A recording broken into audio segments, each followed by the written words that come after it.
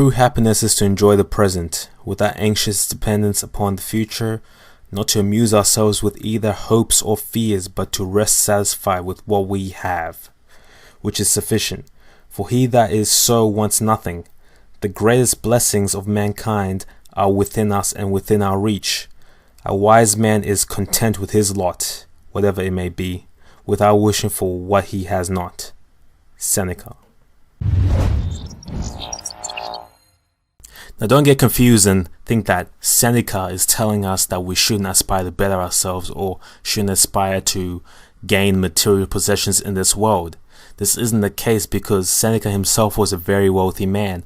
But what he is telling us, his quote, it's actually an admonition against the lack of presence. People tend to forget about the present moment.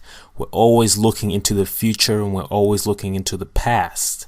We're always wishing for things, trying to get the next best thing, never content with our lot. We suffer from what Zen likes to call the monkey mind, the distracted mind that lacks focus.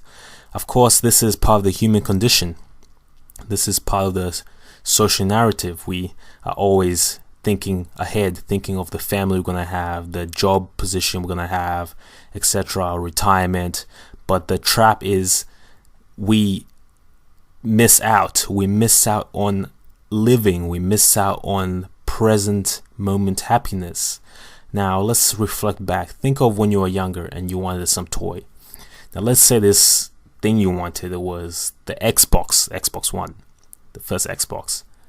And when you were younger, you probably thought that this thing would bring you lots of happiness. You had dreams about it. You talked about it. You begged your parents to get it for you. And if you were lucky, perhaps your parents did give in and they bought you the Xbox.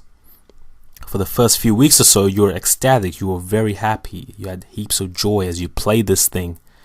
You played this thing to the ground until the gimmick wore off, as what naturally happens. You start growing tired of it. So the happiness faded and you wanted something more. You wanted something else to rekindle that excitement. So the next thing you go for is maybe the Xbox 360 or a new bike or maybe a new laptop. And so begins the cycle. Now this cycle doesn't end during childhood. It continues to adulthood.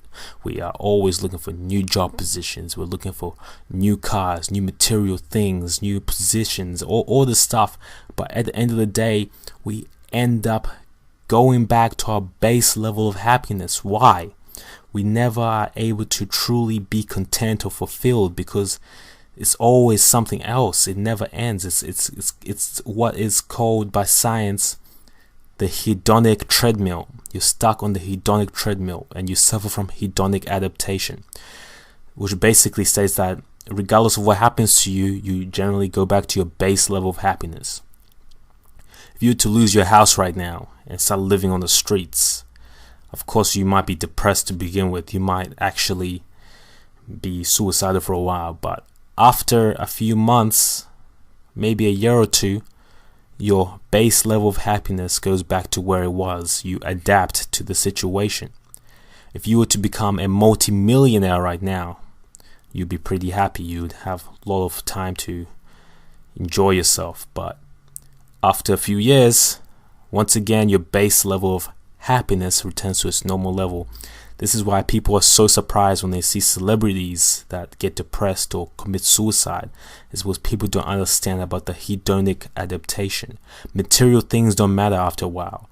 Things change. Happiness comes from within, and it comes from paying attention to the present moment and enjoying your lot, not really needing anything more. Once again, this doesn't necessarily mean that you shouldn't aspire for great things, but it means that you should be able to take some time to reflect, sit down, and enjoy the present moment.